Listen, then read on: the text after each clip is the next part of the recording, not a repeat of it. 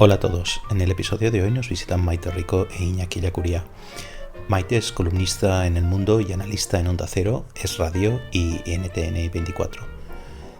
Anteriormente fue subdirectora del diario El País, corresponsal en Latinoamérica y reportera en Bosnia, Somalia y Libia. Es coautora de los libros Marcos, La genial impostura y ¿Quién mató al obispo? Autopsia de un crimen político. Iñaki es columnista y cronista político en el diario El Mundo y anteriormente trabajó en La Vanguardia y en el diario ABC. En 2006 recibió el Premio Rey de España de Periodismo y es coautor de 3 libros: La guerra ignorada, Alternativa Naranja, Ciudadanos a la conquista de España y Manual de incompetencia. El episodio de hoy tiene algo de cajón desastre. Conversamos sobre cuestiones que han afectado a España en los últimos días y semanas, como la crisis migratoria en Ceuta y crisis política con Marruecos, el amateurismo del gobierno en política exterior, el nuevo gobierno catalán y la ausencia del Estado en Cataluña, las razones del ocaso de Ciudadanos como partido, la vigencia de las propuestas reformistas de centro, la capacidad del Partido Popular para hacerse con el voto liberal y para desbancar a Pedro Sánchez del poder, la política real frente a la propaganda y la posibilidad de que veamos al Partido Socialista volver a la socialdemocracia. Gracias a los que seguís y os suscribís al programa en YouTube y en vuestras apps de podcast, a los que dejáis un me gusta en los vídeos y a los que lo compartís, lo recomendáis y lo comentáis. Os dejo ya con Maite Rico y con Iñaki Ellacuría.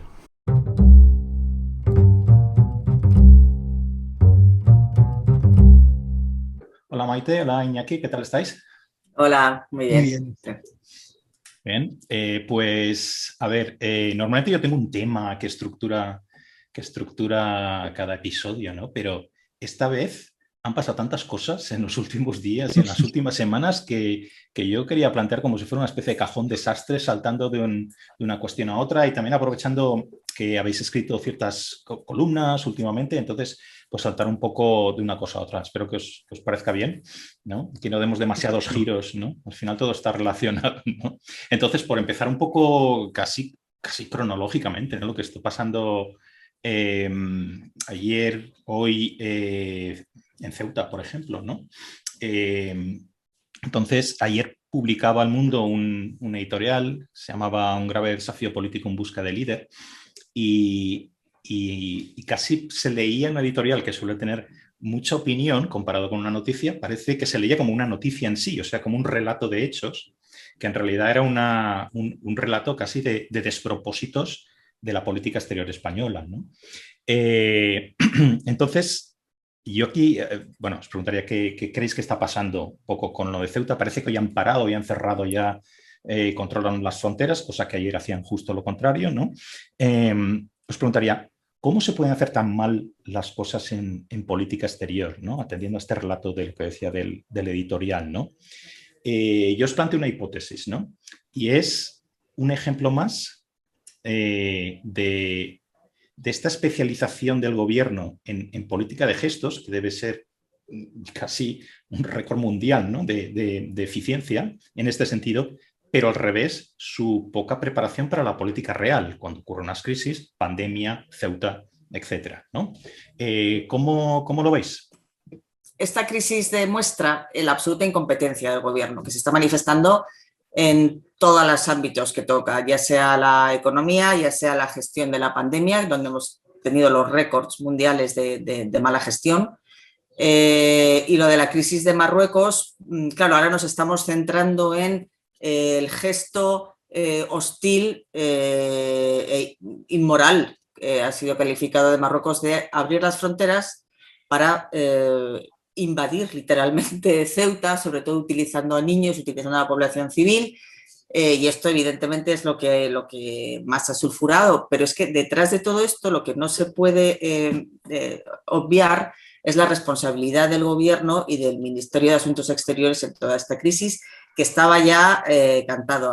Hablaba Pedro Sánchez de una crisis inusitada, cuando primero ya las relaciones con Marruecos son muy malas desde el año pasado. El año pasado se han anulado ya en noviembre y ahora en febrero se anularon la cumbre bilateral, se pospuso y se volvió a posponer, a anular en febrero. Obviamente, cuando hablas con diplomáticos sabes perfectamente que las relaciones con Marruecos estaban en un punto muy delicado, entre otras cosas por la presencia y la injerencia de Pablo Iglesias en el gobierno y las interferencias que tenía tanto con el tema del Frente Polisario pidiendo un referéndum para el Sáhara, un referéndum de independencia, como incluso también parece ser que andaba preparando citas y contactos paralelos con los grupos del RIF, no ya directamente del RIF marroquí.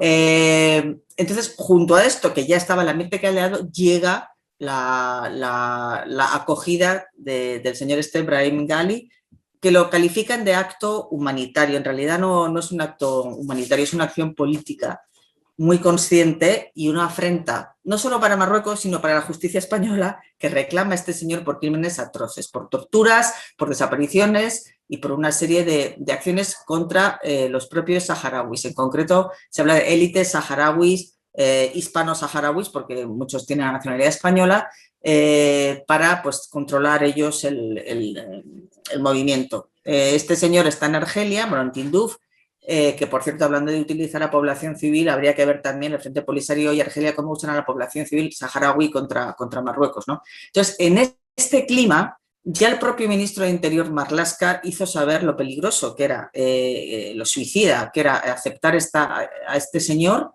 aquí. Entonces propuso que se buscaran, pues, primero, una alternativa en un país, para que la atendiera a un país como puede ser Suiza. La élite argelina que protege al Polisario se cura en Suiza. Bueno, pues podría haber ido a Suiza. Y en todo caso, desde luego, no hacerlo a espaldas de Marruecos y sobre todo que es que le dieron un pasaporte falso, identidad falsa, vino con un avión medicalizado a la base de Zaragoza. O sea, es que fue una implicación del gobierno, que la ministra no ha dado explicaciones, bueno, al revés, y decía, no, que eso no iba a suponer ningún problema de Marruecos. O ella es idiota, y lo digo así, o toma por idiotas a los demás. No me queda muy claro que haya sido decisión suya, ella es la voz de su amo, me da la impresión, es una, en fin, las relaciones exteriores, lo dicen los propios diplomáticos, nunca ha estado tan descabezado y no hay tanto desmadre, no solamente estamos hablando de Marruecos, estamos hablando de América Latina, las embajadas, hay un montón de embajadas sin cabeza nombrada, en fin, es un auténtico desastre. Entonces, esta señora está ahí obedeciendo órdenes. Quisiera saber, ella asume la decisión de haber aceptado la llegada de este personaje, pero sospecho yo que ella obedecía órdenes, pero es absolutamente inusitado lo que está pasando, inusitado. Pero aquí también yo diría que a esta situación coyuntural con Marruecos, pero con toda la política exterior recordemos, con Bolivia, con Venezuela, con Estados Unidos, incluso con el Reino Unido, ¿no? Algunas cosas que están en el hecho de que el Reino Unido no borre a España de los países donde pueden ir a viajar los turistas y a otros países que están con datos similares. No, aquí demuestra que la diplomacia española está siendo un desastre. También hay un elemento que no podemos obviar, que es que España hace mucho tiempo que pinta muy poco internacionalmente, ¿no? Entonces, si ya pintas poco desde hace muchos años, no te respetan y encima tienes un gobierno donde desconoce los mínimos detalles y protocolos de la diplomacia, pues nos encontramos con esta crisis, ¿no? Porque si con alguien ha de ser cuidadoso, ha de mantener una relación, ¿no? La mano izquierda es con Marruecos. Es que además, no solo que desconozca las pautas, que además, oye, el gobierno tiene 1.200 asesores. ¿Qué pasa? ¿Que no tiene un solo asesor experto en el Magreb? Porque es que es alucinante. Y en exteriores, pues también hay expertos. Pero es que además el propio Marruecos, cuando se destapó, además pensaban que iban a engañar a los servicios secretos marroquíes, logrando ocultar la presencia de este sujeto, que por cierto ha estado ya 2 veces antes en España cuando tiene el proceso judicial abierto y ha sido citado el 1 de junio. Ahora dice que es que él no ha firmado la notificación porque tiene que consultar con Argel, pero bueno. El caso es que cuando ya se supo, Marruecos hizo públicas 2 notas durísimas, pero durísimas. Una el 28 de abril, el 25 de abril y otra el 8 de mayo. Tengo aquí algunos de los términos que usaba, como por ejemplo el primer comunicado oficial, que deploraba la actitud de España y calificaba la acogida de Brahim Ghali como acto contrario al espíritu de asociación y buena vecindad. Luego lamentaba también, o sea, decía que no notificar esta llegada no era una simple omisión, sino un acto premeditado de una decisión soberana de la que Marruecos, decía, el 8 de mayo sacará todas las consecuencias. Y al mismo tiempo las declaraciones de la señora González Laya eran textualmente, no, la ayuda al líder saharaui no perturba en absoluto para nada la relación con Marruecos. O sea, realmente es una tomadura de pelo. Y la consecuencia, bueno, pues la tenemos aquí. Supongo que no dimitirá, porque en este gobierno ya nos hemos acostumbrado a que cualquier grado de aberración que pueda cometer nunca se cobra pues responsables políticos, ¿no? Entonces la tendremos ahí haciendo el oso como hasta y aquí ahora. hay una parte más allá de la relación española, sentimental e histórica con el pueblo saharaui, hay dos elementos. Por un frente polisario de los últimos años y toda esa zona, ¿no? Digamos, la penetración del islamismo, y luego que Marruecos no deja de ser un aliado de Estados Unidos, de Occidente, y está frenando el avance de muchas de estas, bueno, de los grupos terroristas y también de los predicadores, ¿no? Marruecos pues, es un poco de la primera frontera. Entonces, bueno, Así si es. tú quieres que Marruecos desempeñe ese papel, pues luego tienes unos precios a pagar. Y lo que poner ahí es que con esta, obviamente, la influencia de Podemos, porque sabemos el Podemos, su discurso con Marruecos está detrás de esta decisión, pero tú tienes que ser consecuente. No puedes pedirle que sea aliado para unas cosas y para otro, como mínimo, no comunicar, no consensuar, no ver la manera, si tú quieres a este señor pues, ingresarlo en un hospital, abre un proceso negociador primero, no a las espaldas de Marruecos. Es que parece una cosa que ni hecha a propósito se hubiera hecho tan mal. Por eso hablaba yo de lo de las chapuzas y lo de que si es un ejemplo más de esta cuestión de no tener a gente preparada, literalmente. O sea, preparada para la propaganda, preparada para tal, pero no cuando viene la política real, ¿no? Pero yo quería ver, ya que habéis mencionado también, y ya que he mencionado lo de Podemos, ¿creéis que esto, más allá de su vertiente exterior, importante como es, puede tener también consecuencias interiores? Y me refiero, ¿ha cogido esto un poco con el pie, esta crisis, con el pie cambiado a los socios del gobierno? Bueno, socios del gobierno y aliados en la coalición, ¿no? Podemos, etcétera, ¿no? Porque parece que no están montando mucha guerra con esto, pero al mismo tiempo, si uno busca declaraciones, pues Podemos decía ayer que el ejército que está allí, que solo participe en labores, literalmente, labores humanitarias en el retorno, cosa que es no tener ni idea de cómo funciona la política de retorno de la Unión Europea y cuál es la legislación aplicable en Europa. Nada de labores humanitarias. No, digamos, registra una petición, si hay una petición de asilo y si no se le devuelve, punto, ¿no? Otros estaban diciendo que no se puede devolver a nadie, que las devoluciones en caliente son contrarias a la ley, ¿no? ¿Le ha pillado toda esta historia con el pie cambiado a la izquierda y a los socios del gobierno? ¿Qué creéis? Obviamente, digamos, porque pone desnuda algunas de sus imposturas, ¿no? Todo... En el momento en que empiezan a hablar crisis migratoria, cuando tú ves que obviamente ahí hay inmigrantes, hay personas, ¿no? que están siendo utilizadas. Yo estoy convencido que también hay de los alborotadores de Marruecos infiltrados, ¿no? Que son los que se han encargado de asaltar algunas casas, algunos comercios, ¿no? Sabemos cómo, ¿no? Dentro de los miles de personas que son utilizadas también hay los infiltrados. En el momento que hablas de crisis migratoria, ya estás en falso, ¿no? Ya demuestras la debilidad, primero la debilidad del gobierno, la debilidad de esos argumentos de la izquierda que cuando se topan con la realidad siempre quedan desnudos. Ahora veía que Podemos pedía que España no se plegara tan fácilmente a Marruecos. Bueno, ¿y esto cómo se hace? ¿No? Porque... No, además, ellos estuvieron callados al principio, ¿no? Podemos estuvo las primeras 24 horas, no dijeron ni mu.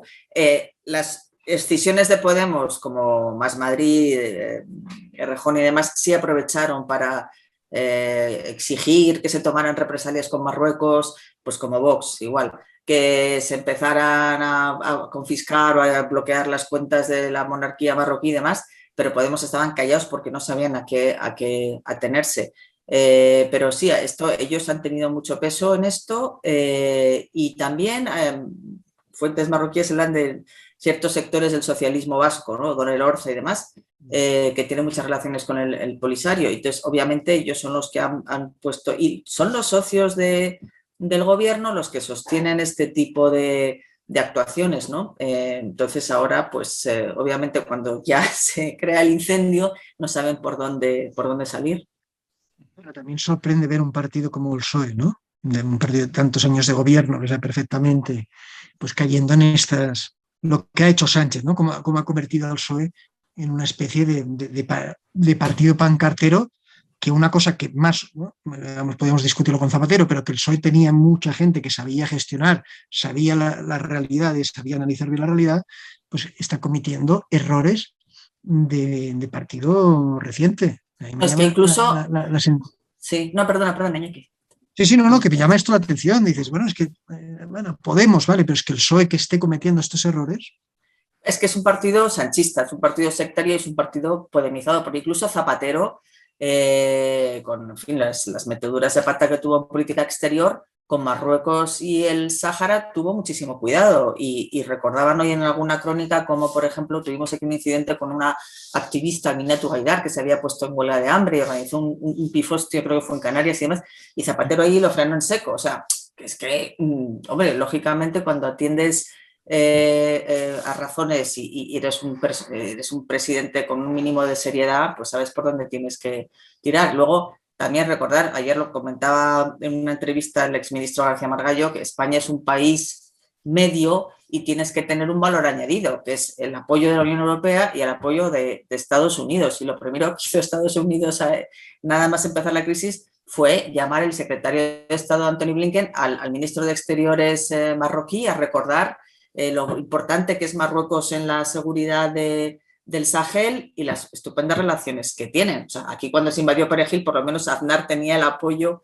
de Estados Unidos, ahora ni eso. Entonces, es que se hubiera dicho en España si ese comunicado lo hace Trump. La administración Trump es la que apoya a Marruecos, porque claro, esto ha pasado muy desapercibido porque es Joe Biden, que era el que nos venía el gran aliado. Bueno, hemos visto el gran aliado cómo se posiciona, y aquí también no podemos obviar un poco que siempre la monarquía, el rey de España, había hecho un poco de mediador, ¿no? Utilizando un poco esa relación entre las dos casas reales. Bueno, en el momento que el gobierno Sánchez y Pablo Iglesias marginan, señalan al rey, ¿no? Y lo apartan un poco de lo que era su papel de diplomacia internacional, pues yo creo que eso también afecta, ¿no? Ahora han recurrido la llamada esa. Han llamado eso ya corriendo. No, cuidado, no le han dejado cuidar estos meses un poco esa relación que te permitía que el gobierno no se implicara tanto con Marruecos, pero a través de las casas reales pues había una relación diplomática y unos puentes de diálogo. Eso se ha roto por decisión también del gobierno y esta crisis lo vemos. Y aquí, digamos, Marruecos ha actuado de forma unilateral y de mala fe, pero puede haber abierto, por ejemplo, como otras veces ha hecho, el grifo de la inmigración subsahariana. Es decir, que la invasión ha sido controlada, pero si Marruecos quiere la invasión, o sea, en Tenerife, en las Canarias, como hemos visto otros momentos, ¿no? Que las cartas que tiene Marruecos a España, una España que también hay que decirlo, que Europa hace años que la tiene abandonada, sobre todo por lo que es su frontera, ¿no? Porque a veces parece que es una frontera española cuando es una frontera europea. Se lleva años reclamando estas fronteras del Mediterráneo que se refuercen, ¿no? Con recursos y personal y una implicación mayor de Bruselas, pues España está vendida. Es que todos los aspectos que estáis mencionando es que parece, pues lo que decías, de gobierno de aficionados, ¿no?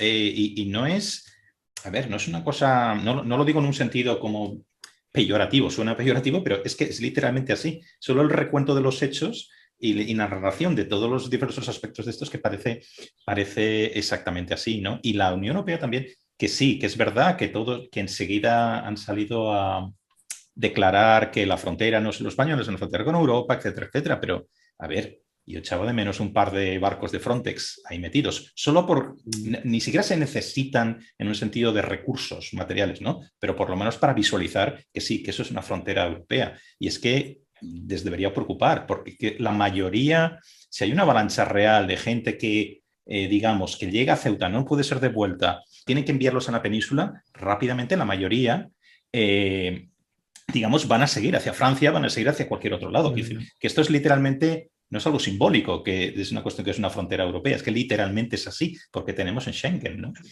Sí, no, es la preocupación de Francia con Canarias fue esa. Bueno. Que están, de hecho, la mayor parte de los inmigrantes que llegaron están ya en la península y ahora con el flujo masivo de argelinos otro tanto, ¿no? Entonces, claro, Francia están espantados porque obviamente les llega a ellos. Cuando ha habido flujos, ¿no?, migratorios en las fronteras de Centro Europa, la reacción, seguramente porque llega más rápido a Alemania, llega más rápido a países donde son menos tolerantes, ¿no? Y sus gobiernos, pues, digamos, Polonia, Hungría, etcétera, sus gobiernos pues dan un puñetazo sobre la mesa, pues, Europa ha reaccionado. Yo creo que en España, pero también Grecia o Italia con sus islas, llevan mucho tiempo los países mediterráneos diciendo, oiga, es que aquí estamos muy solos y no tenemos ni recursos materiales, ni económicos, ni de personal, ni nada. Entonces, bueno, a mí es una cosa que me sorprende por parte de Europa, pero como decís, al final entran en España, pero muchos por su relación con la francófona y porque hay más trabajo, pues van a Francia, van a Bélgica, van a Holanda y a Alemania. Entonces es un problema que sorprendentemente le dan de espaldas, y sin hablar del problema del terrorismo, ¿no? Porque cómo estas entradas masivas son aprovechadas por los grupos terroristas para colar a sus células durmientes o a sus futuros lobos solitarios. Si os parece, vamos de la política exterior, como decía, lo del cajón desastre vamos de la política exterior a la política interior, por llamarlo entre comillas, ¿no? Parece que con la vertiginosidad de las noticias en los últimos días, pero están ocurriendo cosas que serían las que ocuparían las portadas si no estuviera lo de Ceuta. Por ejemplo, la cuestión del nuevo gobierno catalán, ¿no? Iñaki, tú publicaste hace unos días una columna que se llama España ha estado ausente, en la que yo creo que dabas en el clavo, no porque descubriera nada, sino que recordabas casi, ¿no?, lo que es una realidad desde hace mucho tiempo, ¿no?, que es literalmente que el Estado está ausente en el País Vasco cada vez más. Estamos viendo que continúa la transferencia de competencias, una muy especial, que son las competencias penitenciarias, que esto ha pasado un poco por encima, pero esto es algo, me parece tremendo, ¿no? Y en la cuestión, y en Cataluña, pues básicamente lo mismo, lo que oímos ahora de que el gobierno quiere rápidamente poner en marcha aquella mesa de diálogo y acelerar la cuestión y preparar a la población para lo de los indultos, todas estas historias, parece que ahí persevera en lo de antes, ¿no? O sea, más ausencia del Estado, sí, ¿no? ¿Qué creéis que puede...? Bueno, ya sé que esto nos daría para varios programas, yo lo sé, pero ¿qué creéis que puede pasar así a corto o medio plazo en Cataluña? Hay algunas zonas de Cataluña donde la única presencia del Estado es el buzón de correos. Y es así, ¿no? Y viven prácticamente como si fuera pues una república catalana con sus medios de comunicación, ¿no?, sus propios, ¿no?, eso y Hacienda. Eso Hacienda por ahí. Y esto viene ya desde la etapa de Pujol, que lo buscó y lo quiso. Cuando Javier Solana, el gobierno de Felipe González, les ofreció convertir al Teatro del Liceo, la ópera, en la gran ópera nacional, pues Pujol no quiso, pero no quiso porque no quería que esa presencia del Estado, ¿no?, ayudara, simbólicamente se viera, ¿no?, que formamos parte de uno, ¿no? Si tú no está el Estado, la sensación aquí cuando hubo el Plané de Zapatero no había los carteles de gobierno de España, ponía la Generalitat. Entonces, mucha parte de los ciudadanos, y luego hay el desamparo que se vio durante el procés claramente, cuando tenías un gobierno que avanzaba hacia un golpe al orden constitucional y tenías que enviar policías de fuera porque no tenías fuerzas de seguridad casi propias. A los jueces, al juez Llarena le pintaban la casa y estaba en una situación de acoso, fiscales, bueno, y esto no ha cambiado. No ha cambiado. Los mismos que dieron el golpe de Estado están negociando en la cárcel de Lledoners o en Waterloo el nuevo gobierno, ¿no? ¿Ya? Sin hablar de las mesas de diálogo. Entonces, hacía gracia porque esto hablaba un poco de cómo se hablaba el debate en Francia del separatismo islamista y cómo había barriadas o barrios o banlieues donde no entraba la policía y el Estado estaba ausente. Y eso, cuando el Estado está ausente y no protege a una parte de su población, es un Estado fallido. Y el titular había puesto Estado ausente, pero ya fallido me sabía mal. Pero es un Estado fallido, porque abandona. Entonces, en Cataluña no se aplican sentencias del Tribunal Superior de Justicia de Cataluña, se vulnera la Constitución sin que pase nada. Sí, no, yo creo que ha ido peor. Entonces, incluso porque durante el proceso y el golpe de 2017, al menos al aplicarse el 155, hubo de repente una esperanza con la reacción también que hubo con el discurso del rey y no reaccionó por parte del gobierno, por parte de la sociedad civil animada o espoleada por el discurso del rey. Dio la impresión, y ya con el 155, que por primera vez podían cambiarse las tornas. Y no solamente Rajoy desaprovechó la ocasión, convocó elecciones rapidísimamente, o sea, se batió en retirada y ya con Pedro Sánchez lo que ha sido no ya batirse en retirada, sino directamente aliarse con los mismos que quieren destruir el Estado pues para garantizarse su permanencia en el poder, con lo cual la situación es ya muchísimo peor de la que yo creo que había en 2017.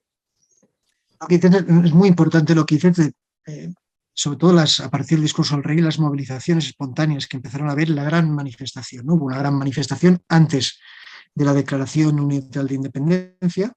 Es una manifestación que se dijo que la organizó Sociedad Civil Catalana, pero la desbordó. Sociedad Civil Catalana puso fecha y hora, pero eso venía, yo lo veía con chats de amigos, ¿no? Abogados, tal, no muy politizados, que los veías y dices, vamos a salir. A las 9 de la mañana, la calle Balmes de Tibidabo hacia el mar, era un río de familias con banderas de España nunca visto, ni cuando ganó España el Mundial.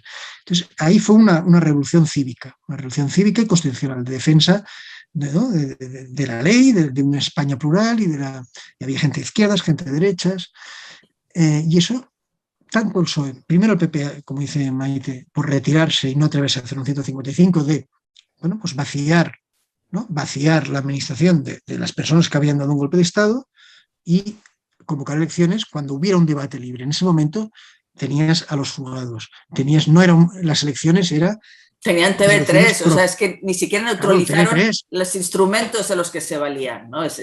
Fue inaudito. Pero luego es que ese movimiento lo mataste primero cuando el PSOE se niega a apoyar a Ciudadanos, PP se niega a apoyar a Ciudadanos, que era algo, no por ser Ciudadanos, sino es que ganó las elecciones. Y poco a poco se ha ido, a mí me recuerda, salvando las distancias, todo lo que pasó con Miguel Ángel Blanco en el País Vasco y Navarra, ¿no? Que vimos toda esa gente que salió a la calle por primera vez, harta, se movilizaba, veías familias diciendo, bueno, ya se acaba, ¿no? E iban a las tabernas de Ribatasuna, ¿no? Y los tenía por la Archancha, pero bueno, pues ahí había hoy queremos otro País Vasco. Aquí hubo un movimiento de queremos otra Cataluña, pero es que PSOE y PP lo desactivaron por intereses partidistas. Exacto. ¿No? Pero a mí, yo no sé si esta es una de las cuestiones que después de darle muchísimas vueltas, yo estoy en una posición que puede parecer naif, ¿no? Y yo no sé si es porque llevo mucho tiempo fuera de España y se me escapan algunas claves o qué ocurre, ¿no? Pero con lo que estáis diciendo, el camino fácil era el contrario del que desde mi punto de vista, a ver qué pensáis vosotros, era el contrario del que se ha llevado al final. Se ha demostrado ya que el proceso en sí, sin ni siquiera llegar a una conclusión, que es imposible, una conclusión racional de ese proceso, ya ha tenido consecuencias económicas muy graves. Es que ves cualquier estadística, ves la fuga de empresas, ves la caída del Producto Interior Bruto en Cataluña, eso sin compararlo con otros lugares de España, ¿no? Madrid, etcétera, ¿no? Entonces, tiene consecuencias para la vida de la gente, ¿no? Pero aparte, si recordáis, cuando se aplicó el 151, que se pensaba que las masas iban a salir a la calle, iban a incendiar medio Barcelona, no pasó nada. Quiero decir, el hecho de que la comunidad autónoma estuviese gestionada en el día a día desde Madrid, no pasó absolutamente nada, ¿no? Ni hubo protestas, la gente iba a trabajar, no pasó nada. Entonces, ¿por qué no se eligió seguir por ese camino? actuar sobre TV3, la cuestión de la educación, ya no la cuestión de una generación en la educación, que es lo que se debería hacer, ¿no? Pero sí, es decir, las cuestiones que se han demostrado claramente ilegales por el Tribunal Superior de Justicia de Cataluña, etcétera, aplicar de verdad la ley, ¿no? Entonces, ¿por qué no seguimos por ese camino? Ya no estoy hablando del PSOE con sus socios de ahora, estoy hablando de Rajoy, ¿no? ¿Por qué no sigo por el camino que yo creo que es más fácil? ¿O creéis que mi postura es un poco naif? Por aritmética parlamentaria, como siempre ha sido. Porque pacto Aznar con Pujol, el pacto del Majestic. Al final, un poco cuando entró Ciudadanos en el Congreso, la esperanza era que nunca más ni PSOE ni PP tuvieran que apoyarse en partidos que cobran y respiran y piensan y trabajan para desmontar, ¿no? Para desmontar la estructura de España. Ellos mismos lo dicen. Entonces, ¿no? En el momento en que ahora el PSOE está en manos de Esquerra Republicana y del PNV, claramente, porque no va a tener mayoría absoluta, pero con ellos, esos dos partidos, yo creo que ¿no? Mientras mantenga el apoyo de estos dos partidos, es muy difícil que Casado pueda superarle a esta, digamos, a la coalición Frankenstein, pueda superarle, pues el PSOE tiene que ceder. Y le pasó al PP. Y luego hay un elemento que decías de por qué nadie reacciona al 155. Bueno, porque yo creo que en estados de autonomía es todo el mundo, sea la autonomía que sea, defiende un poco defiende y considera a sus órganos de autogobierno. Pero es que los primeros que atentaron contra los órganos de autogobierno y las instituciones de autogobierno de Cataluña ha sido el independentismo, que los despreció saltándose la ley en el Parlamento, saltándose las normas internas, vulnerando los derechos de la oposición. Entonces, yo creo que también mucha gente se dio cuenta en ese momento y dice, oiga, es que el 155 lo que viene es a recuperar nuestra autonomía, no a invadirla, como decía el independentismo, sino a recuperar nuestra autonomía y nuestros derechos. Y en ese momento se hubiera podido avanzar en muchas cosas. Por ejemplo, los inspectores de educación, que son los que han de controlar la aplicación de las leyes, no se han renovado, no se han incorporado. Pero era tan fácil como, oiga, 50 inspectores de educación se van a repartir y ya, ¿no? Desbloquear muchas cosas que no era complicado, que hubieran pasado muy desapercibidas, no se hubiera creado ningún incendio, pero que hubieran ayudado a esa normalidad democrática. Sí, hacía falta para eso un liderazgo fuerte, un liderazgo político con visión, que es lo que no había, ni Rajoy ni por parte del PSOE, que también presionó para limitar el 155. Pedro Sánchez, pues el resultado fue el que fue una especie de quiero y no puedo, porque evidentemente son personajes que no estaban pensando en el medio plazo, no estaban pensando en un proyecto nacional, estaban jugando al cortoplacismo como siempre han jugado. Luego decías lo del hecho que la independencia no es posible, y yo no lo veo tan claro. Durante un par de días, el 2-3 de octubre, yo pensaba que era muy posible, habían estado desaparecidos y ellos avanzaban. Si te hubieran conseguido 4 o 5 apoyos internacionales, el problema hubiera sido muy gordo. Y luego no es posible seguramente en el marco de la Unión Europea, pero estamos viendo cómo se está diluyendo también esa Unión Europea, o estamos viendo la crisis de Marruecos. Tú imagínate en una nueva marcha verde, ¿no? En una nueva marcha verde, una crisis gravísima con Marruecos. Hombre, teniendo un gobierno de la Generalitat desleal que pueda aprovechar eso para debilitar o buscar ese. O sea que no es posible ahora por diferentes motivos, pero tú mientras mantengas un gobierno de la Generalitat que su fin y su obsesión es esa ruptura, el peligro no se puede descartar, ¿eh? Bueno, Puigdemont ha declarado ya hoy que Ceuta y Melilla son africanos, que son marroquíes, que por supuesto Marruecos tiene razón. Bueno, que aparte ellos juegan, ¿no? Juegan siempre a alimentar, ya sea con Rusia, ¿no? Se juegan a alimentar cualquier cosa que vaya debilitando al Estado. Escocia, por ejemplo, ganado las elecciones en Escocia, locales, y lo primero que van a hacer va a ser preparar otro referéndum. Y el único obstáculo que hay para plantear ese referéndum es que Boris Johnson lo acepte o no. Pero si lo acepta, por la razón que sea, ahí tienes otro. ¿Qué puede pasar ahora? ¿qué resultados puede haber? Siempre hay un 50-50, ¿no? Lo de Escocia es muy, muy, muy parecido a lo que pasa en Cataluña. Parece que aquello es jauja, ¿no? De todo es independentismo. No, es una sociedad muy dividida también. Pero digamos que esta vez ganan los independentistas, que ganarían por poquito y tal. Bueno, eso es también un problema tremendo por lo de Cataluña. Pero un matiz, lo que quería decir no era tanto que no fuera posible la independencia, que estoy totalmente de acuerdo contigo, Iñaki, sino que me expliqué mal. Lo que quería decir es que para ver las consecuencias económicas negativas no hacía falta llegar hasta la independencia, que ya se estaban viendo. Sí. Eso es lo que quería, quería decir, ¿no? El 9 en el 2014 se mira en el espejo escocés claramente. Y hay un sector del independentismo, sobre todo Oriol Junqueras, que la apuesta, ¿no? Dice, es que Junqueras tiene la habilidad de engañar siempre a un montón de gente en Madrid. Del equipo de Soraya Sánchez de Santa María decía, no, Junqueras es el bueno, es más moderado que Puigdemont, es verdad. Y ahora es lo mismo el PSOE, otra vez que hay que apoyar a Junqueras. Junqueras dice, bueno, la independencia la vamos a conseguir forzando al Estado ¿no? por desborde a un referéndum pactado de autodeterminación, que sería el fin de la soberanía nacional, ¿no? que reside en el pueblo español. Y a partir de ahí, ese sería un gran éxito, ¿no? Romper esa idea de la soberanía nacional. Para el independentismo, el nacionalismo catalán sería un gran éxito. Entonces, yo creo que es mucho más peligroso esa vía más sutil, matizada, a largo recorrido, un poco lo que es el choque permanente de un Puigdemont fugado en Bélgica.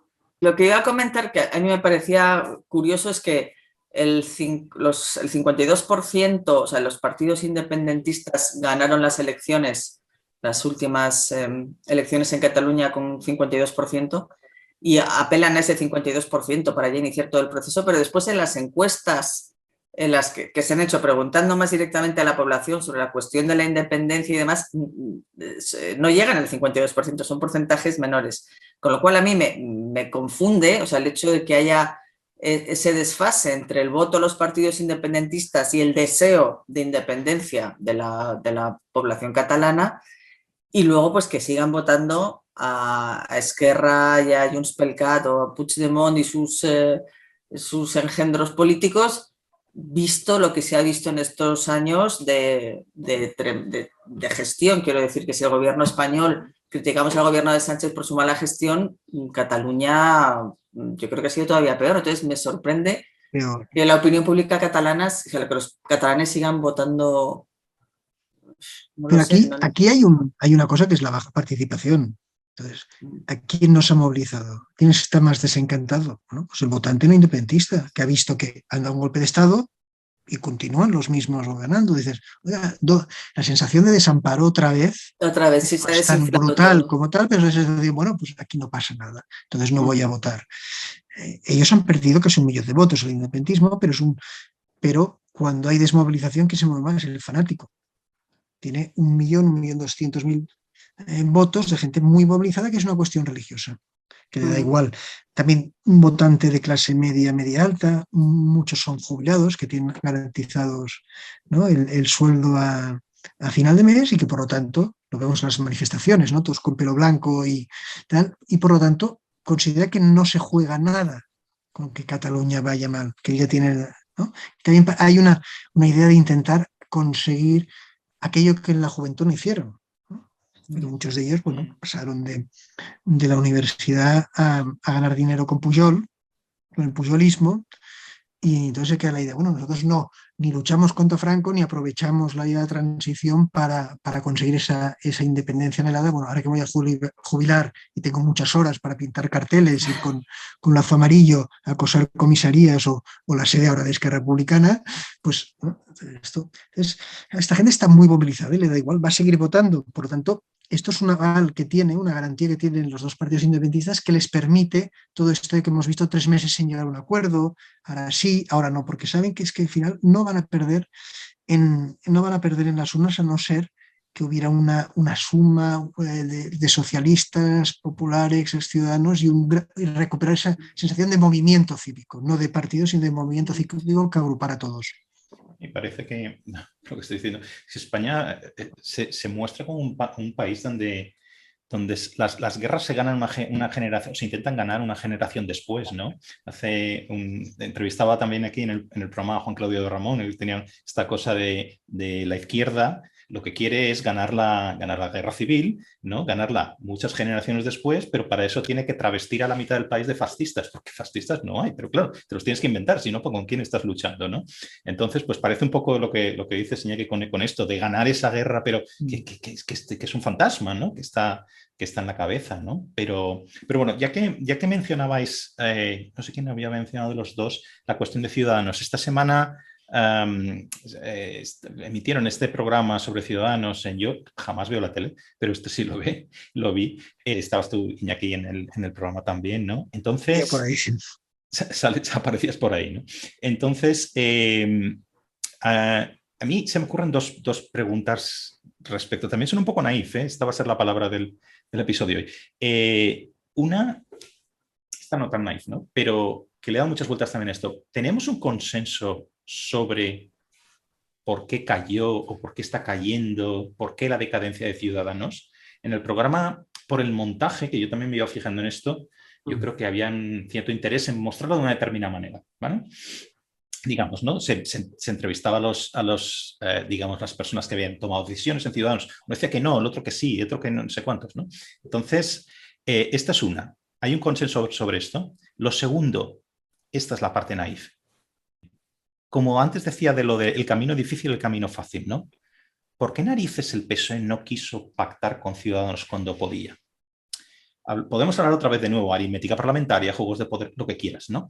Pero visto el camino que ha habido después, que no ha sido un camino fácil con esta coalición Frankenstein, ¿no hubiera sido más fácil pactar con el PSOE? Sigues controlando el relato, te van a tocar las narices porque tienes a los reformistas que quieren esas reformas dentro del gobierno, vale, pero yo pienso que a Sánchez le da igual 8,80, quiero decir, que le da igual hacer reformas, que le da igual no hacerlas, o hacer lo contrario de las reformas mientras él esté en el poder. Entonces, ¿no hubiera sido más fácil el camino Ciudadanos y no el camino Frankenstein? Quiero ir a los dos, os quiero ir a los dos. Sí. Yo también lo he pensado muchas veces, pero yo creo que Sánchez... A ver, aquí hubo un acuerdo Ciudadanos y PSOE y Ciudadanos, que fue el pacto de abrazo de las primeras elecciones.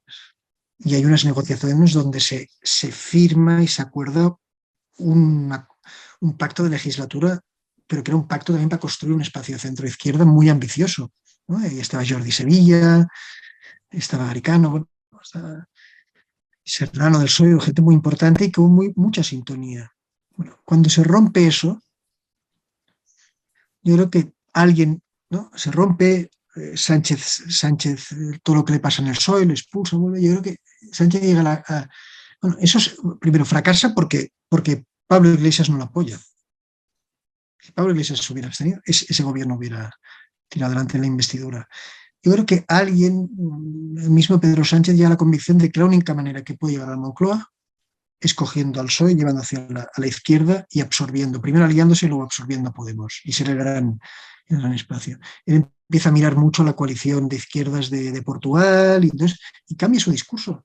Si el Sánchez que se presenta a las primarias contra Edu Madina lo presentaba como un rojo peligroso y que él era el socioliberal, luego cambia. Es una decisión estratégica. Y luego hay la parte personal de distanciamiento con Rivera, que Sánchez y Rivera comparten características, yo creo que personales muy parecidas. Son dos personas que tienen un orgullo muy fuerte, que no toleran la traición, que yo creo que hay un cierto rencor en sus actuaciones, ¿no? Hay un cierto rencor y que son dos animales políticos y por el poder. Entonces, cuando chocan y se ven tan parecidos que ahí también hay un distanciamiento personal que luego lo hace es que no se soportan. No se soportan. Es un cúmulo de circunstancias, pero sobre todo quiero pensar que Sánchez creía que la única manera de ser presidente era desactivando a Podemos y que no le comiera su franja de la izquierda. No solamente desactivando a Podemos, sino utilizando a Podemos también como enlace con el nacionalismo de izquierdas, bueno, y ahora de derechas también, porque es lo que ha venido sosteniéndole y hasta ahora lo que es inamovible. Si tiene de su lado a todo ese sector del nacionalismo de izquierdas y de propina al nacionalismo de derechas, es inamovible. Y en un primer momento Iglesias fue un poco el intermediario con ese sector, ¿no? Y yo creo que sí, que vocacionalmente Pedro Sánchez no tenía intención de aliarse con Ciudadanos. Creo que la lectura que hizo en su momento Rivera, de que prefería pactar con la banda, como decía, que la gente se lo echó en cara, al final se demostró que era cierto, ¿no? Y luego lo que pasa es que con Ciudadanos nunca se ha sabido interpretar exactamente qué pasaba, por qué cayó de 57 a 10 diputados. Decían, no, precisamente por el empeño de Rivera de erigirse en líder de la oposición, de la derecha, y sacrificar el pacto con el PSOE. Sin embargo, luego los votos que perdió no se fueron al PSOE, se fueron justamente a la mayoría, pues bueno, a abstención, pero luego al PP, como ha pasado también ahora en Madrid, ¿no? Con las elecciones. Entonces yo creo que le cuesta definir al votante de Ciudadanos, a la propia dirigencia de Ciudadanos le cuesta definir cuál es el perfil de su votante, porque no es un perfil homogéneo, no es como la militancia socialista, que ya se les puedes poner a Jack el Destripador en la Secretaría General, que lo seguirán, vamos, a muerte, ¿no? No es totalmente acrítica. En este caso no, es gente más o menos independiente que tiene una serie de preocupaciones que ni el PSOE ni el PP planteaban nunca y que Ciudadanos sí lo hizo. Y pues desde la necesidad de luchar por la independencia judicial a luchar contra las desigualdades que están generando el sistema de las autonomías, por supuesto el nacionalismo, el chantaje permanente del nacionalismo, una serie de cosas que los dos grandes partidos hasta ahora convivían sin problemas con ello, ¿no? La lucha contra la corrupción y demás. Entonces, por eso para mí es una tragedia para la democracia española que Ciudadanos se esté hundiendo, se haya hundido, si no se ha hundido ya. Y bueno, pues me imagino que habrá que refundarlo de alguna manera. No, desde luego no creo que a corto plazo logre levantar cabeza, pero es digamos, un partido liberal es necesario en España, porque el PP tampoco se ha definido de momento como liberal, tampoco sabemos muy bien, hay una corriente liberal dentro del PP, pero hasta ahora no ha asumido una agenda plenamente liberal. Y sí, yo creo que un partido como el de Ciudadanos, como es Ciudadanos, era muy importante en la democracia y es una tragedia que esté como está. Había conseguido también atraer, ¿no?, a la política. Yo lo vi en las primeras elecciones generales, cuando en un hotel céntrico Hotel de Madrid celebraron la noche electoral. Estaba lleno de chavales de 20 años, de 21, que seguramente era la primera vez que votaban y que no se sentían cómodos votando al Partido Popular o al PSOE, pero que con Ciudadanos sí que veían una alternativa, algo diferente. Yo creo que la tragedia ¿no?, como dice Maite, de que desaparezca este partido o este proyecto de centroliberales, que deja huérfano. Primero deja huérfano a un tipo de votante, pero también deja huérfano a una generación. Que pasa un poco a Podemos, cuando cogió gente joven de izquierdas que confió en ellos y ahora han visto lo que es, también se queda, ¿no? Hay una generación de votantes que igual que vienen del 15M, pero el 15M es las plazas, pero también es esa idea de renovación, anticorrupción, de gente que no tiene que ser de izquierdas y que votan ilusionados a Podemos, a Ciudadanos, y que luego se han visto que todas esas ilusiones han quedado en nada, aunque es verdad que tanto PSOE como PP, para bien y para mal, han chupado de muchas ideas e influencias de... Sí, sin duda, han aprendido, ¿no? Por lo menos han tomado nota, veremos si lo aplican o no. Para bien y algunas cosas para mal, también, porque el personalismo, ¿no?, que ahora ya son partidos totalmente personalistas, entregados tal, un poco esa tendencia populista pero bueno. Es que yo creo que las elecciones madrileñas han recolocado todo, más allá de Madrid, ¿no? Entonces, por ejemplo, todo lo que oyes de Pablo Casado es que estamos en un cambio de ciclo. Sí o sí, si haya elecciones anticipadas, se haga otra legislatura, lo que sea, Sánchez está acabado, la gente se ha dado cuenta cómo están hartos, tal, la victoria es nuestra. No lo expresa así, pero eso es lo que quiere decir, ¿no? Pero a mí me parece que en ese razonamiento falta algo, ¿no? ¿Dónde están las políticas? Que este voto que se está pidiendo es para hacer qué? Porque, como decías, Maite, estas políticas que planteaba muy, muy concretas, Ciudadanos siempre las ha planteado y sigue planteándolas, ¿no? Esto no ha sido asumido muy claramente por el PP tampoco. O sea, se asumió a regañadientes por el PSOE en aquel pacto del abrazo, no se aplicó absolutamente nada, pero el PP tampoco es que, digamos, vaya a correr para, digamos, cambiar la forma en que se eligen los vocales del Poder Judicial, etcétera, etcétera, ¿no? Quiero decir, entonces, ¿vosotros creéis que se puede extrapolar y lo que ha pasado en Madrid y el PP va a comerse literalmente esa franja de votante más liberal, urbano, más crítico, si quieres, ¿no? Como lo estabais poniendo? Yo ya os avanzo, es mi impresión personal, que no, que enteramente no se los va a comer y no va a haber un trasvase en masa de esos votantes jóvenes, críticos, etcétera, al PP. No va a ser tan fácil. ¿Qué pensáis? Bueno, yo creo que el voto ha sido Ayuso y a una gestión específica, frente además a una campaña absolutamente torpe de la izquierda, frente a un gobierno que ha estado pugnando y luchando y se ha vuelto antipático además para Madrid, y con una gestión que ha funcionado. O sea, que efectivamente la economía se ha mantenido viva y la pandemia pues se ha ido surfeando, digamos, con unos resultados, desde luego en letalidad mejor que el resto de España y en lo demás no peor. Y además con dos hospitales, por lo menos dos hospitales, uno que fue el IFEMA y ahora otro el Zendal, que se abrieron para hacer frente a la pandemia. O sea que ha habido una gestión, y con por supuesto no ya la hostelería y los bares, como han usado esto como forma de ridiculizar a los habitantes de Madrid, sino también todo el ámbito cultural, todos los teatros, los cines. Todo esto se ha mantenido abierto, con lo que supone de puestos de trabajo, los servicios. Entonces, bueno, ha sido una respuesta a una gestión que ha funcionado porque frente al el relato tramposo y falsario de la izquierda, ¿no? Que hablaban pues de infiernos y de fascismo y de tal. O sea, era totalmente disparatado y el resultado pues no se lo esperaban y ha sido un gran revolcón. Entonces, que sea extrapolable, hombre, las encuestas que se han hecho después sí han dado un avance muy importante al PP, pero yo creo más por el propio desgaste de Sánchez, ¿no? y del gobierno y del PSOE. Que se abra un cambio de ciclo, yo creo que la suerte, la baraca le puede estar ya cambiando a Sánchez, que hasta ahora hay que reconocer que ha tenido una flor en el culo, porque es que le salía todo bien. O sea, no ha habido un gobierno más incompetente y con tanta suerte, para mi opinión, ¿no? Pero yo no cantaría victoria si fuera Pablo Casado, porque precisamente si por algo se caracteriza Sánchez y su equipo es que no saben gestionar, pero sí son los maestros de la propaganda. Ya mañana nos va a ilustrar con ese plan maravilloso para el 2050, van a venir los fondos europeos, la campaña de vacunación ya está entrando en velocidad de crucero, con lo cual yo no lo tendría muy claro, y si fuera Casado me preocuparía más por intentar fortalecer el partido y sobre todo por ofrecer un discurso coherente si quiere realmente atraer un voto más allá del tradicional del PP. Sí, yo estoy de acuerdo con la gestión, ¿eh? Una gestión alternativa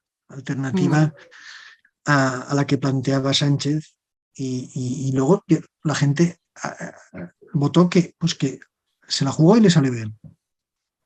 Recordemos que desde el propio PP el mes de septiembre se filtraba que si buscaban un candidato alternativo a Madrid, la resistencia a permitir que Ayuso sea la presidenta del PP de Madrid, o sea que ha tenido a Génova en contra, ¿eh? No a Casado, pero al equipo de Casado sí.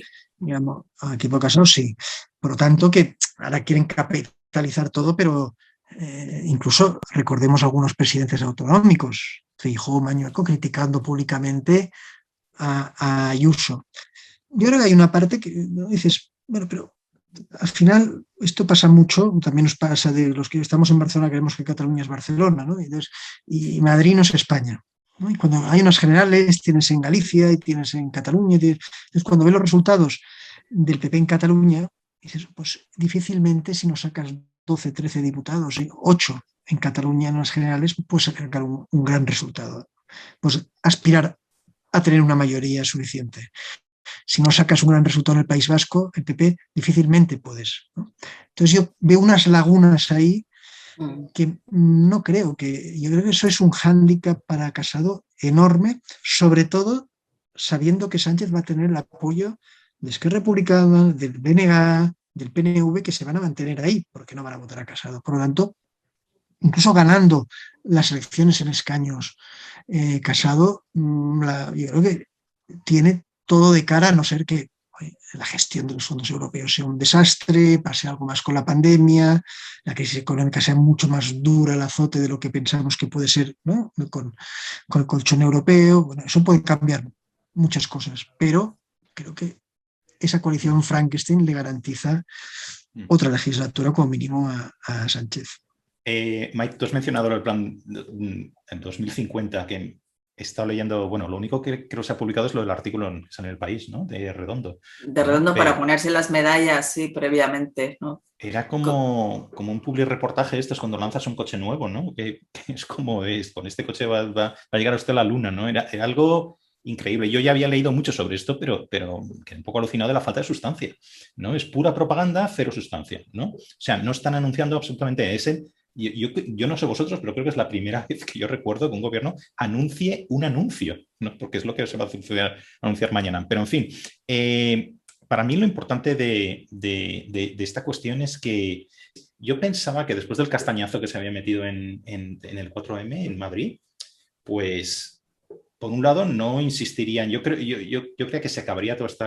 primero, la historia del antifascismo, ¿no? Que vienen las hordas fascistas y toda esta historia, y todavía creo que siguen por ahí. Estaban en el análisis del día después, pero es que todavía siguen con esta historia, ¿no? En fin, me parece una cosa de risa, pero sobre todo me parece una cosa muy ineficiente si el objetivo es ganar elecciones, ¿no? Porque es que esto no ha funcionado, concretamente este elemento, en Madrid, y no va a funcionar en el resto de España.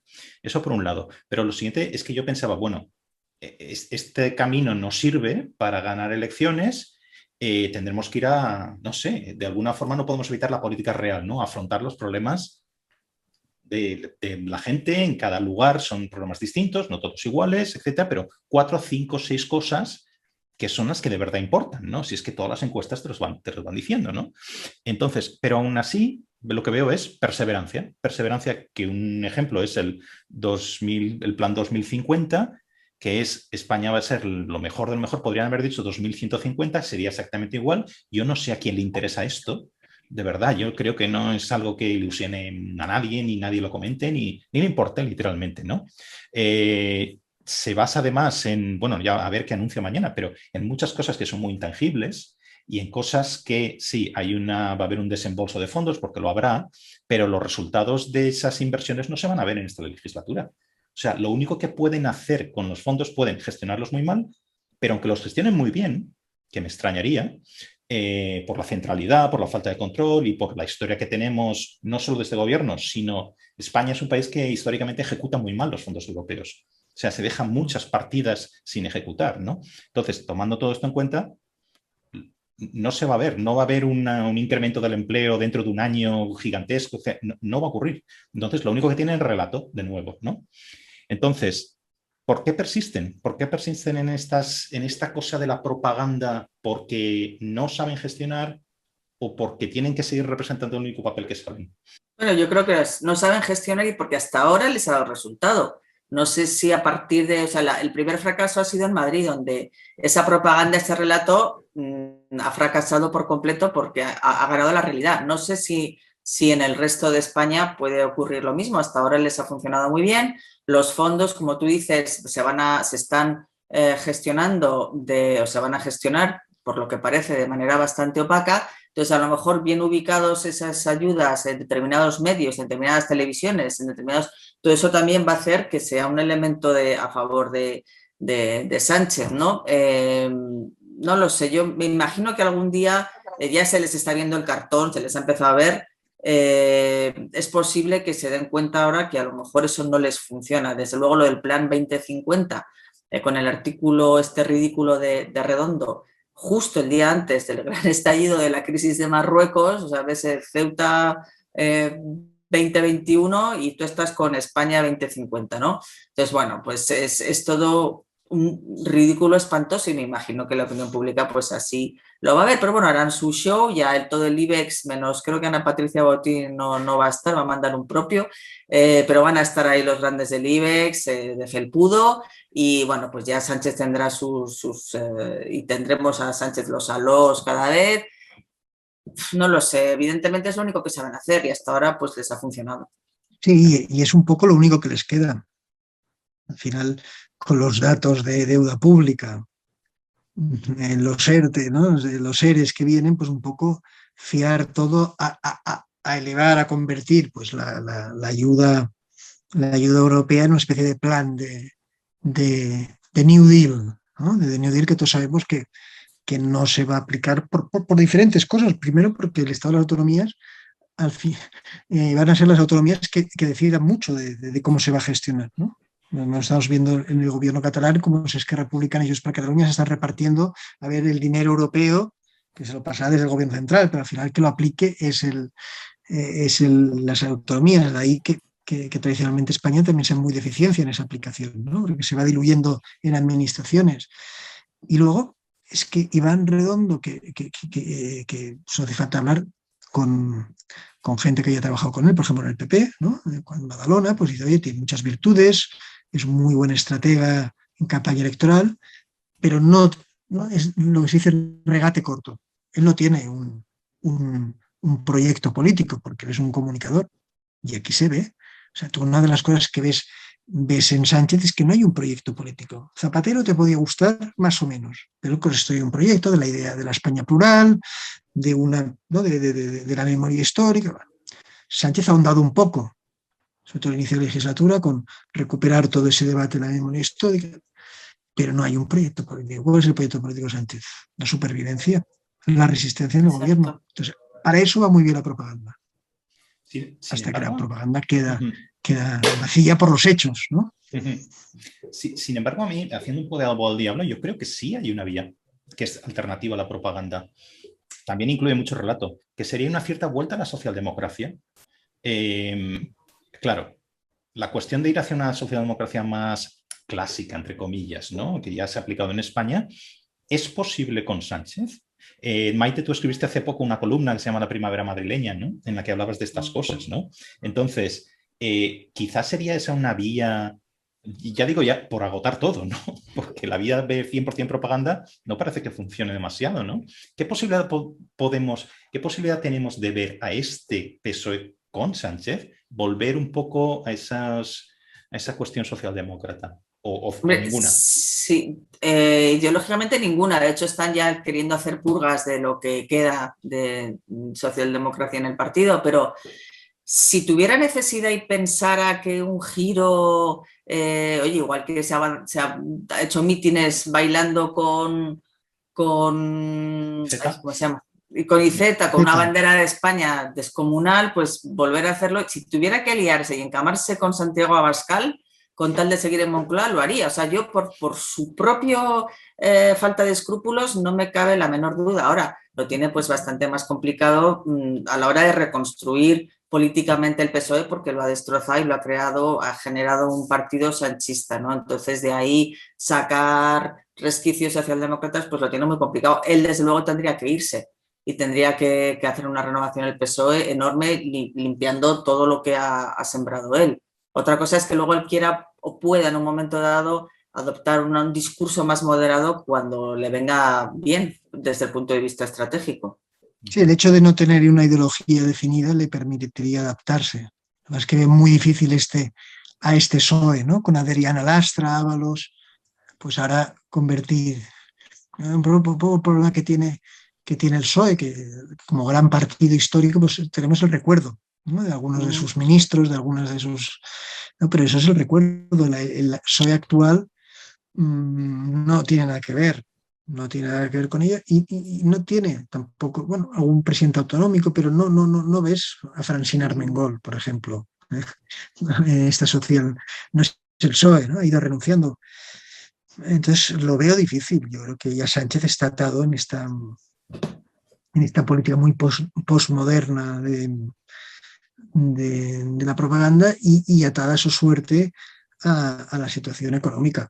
Porque no nos engañemos, como siempre pasa, si más o menos se sortea la crisis, pues Sánchez puede, si nos damos un batacazo gordo, no hay Iván Redondo, ni propaganda, ni BOE que valga. Si podéis decirme, vosotros sois periodistas, tenéis columnas semanales, estáis en radio, etc. ¿Me podríais decir en un minuto, muy, muy brevemente, de qué temas no se está hablando en la prensa en general? ¿Vale? ¿Hay un tema que digáis, este es un tema clave y no lo estamos tocando? No solo vosotros, digo en general, ¿no? ¿De qué cosas nos están hablando? De tema, hombre, yo por mi formación creo que no se está hablando suficientemente bien de lo que está pasando en América Latina y en Colombia y del peso de la izquierda bolivariana que tenemos aquí con Podemos. Eso, por ejemplo, no, la información internacional se está relegando cada vez más, en parte, bueno, pues por la situación que hemos vivido aquí, ¿no? Pero es que la pandemia también ha conformado una situación totalmente diferente, ¿no? Que hace que muchos temas que antes eran importantes ahora mismo pasen inadvertidos. No, yo es una cosa un poco rara, pero que a mí me obsesiona, que es... Venga. Pero es difícil abordar los de los medios de comunicación, pero digo, analizar, y supongo que lo iremos viendo. Yo creo que esta pandemia y lo que ha pasado, digamos, nos está cambiando mucho nuestra mentalidad, muchas cosas, ¿no? Hemos aceptado unos recortes de derechos fundamentales de una forma muy fácil. Incluso habrá gente que por un botellón te pide el toque de alarma, ¿no? El toque de queda, que vuelva a toque de queda por un botellón. Y yo creo que nos va a cambiar. Ayer salí a cenar en Barcelona, que llevamos mucho tiempo cerrados, no ha sido como Madrid, y ahora con un restaurador, y es que mucho cliente se está quedando en casa, encerrado, hay como una especie de desconexión con la vida de hace 2 años. No sé cómo se puede abordar de los medios de comunicación, pero yo creo que hay unos cambios muy profundos, incluso psicológicos, de comportamiento, que pasa, ¿no? Cuando todo ha pasado con guerras, esto es una guerra, pero que ha provocado un gran shock, que esto va, ¿no? Y entonces el gran relato de los medios está olvidando de todo eso, ¿no? De mucha gente que está pues con depresiones, que está... El estrés pandémico, ¿no? sufrir. El estrés Sí, pandémico, pues, que eso que lo tenemos todos seguro. Sí. Hay un retrato social que, ¿no? que a veces los medios de comunicación a veces han hecho, pero en este caso está, ¿no? Quizá porque estamos saliendo de ello, pero creo que hay que poner un poco la lupa y el análisis y el debate en eso. Pues, si es así, yo creo que entonces es algo muy, muy, muy importante que va a emerger, desde luego, ¿no? En los próximos meses y quizá años, ¿no? Entonces, bueno, no os voy a entretener más. Muchísimas gracias, Maite, Iñaki. Mis columnas que escribir. Mucho gusto. Bueno, y un fuerte abrazo, ¿vale? Igualmente. Muchísimas gracias. Hasta luego. Hasta luego.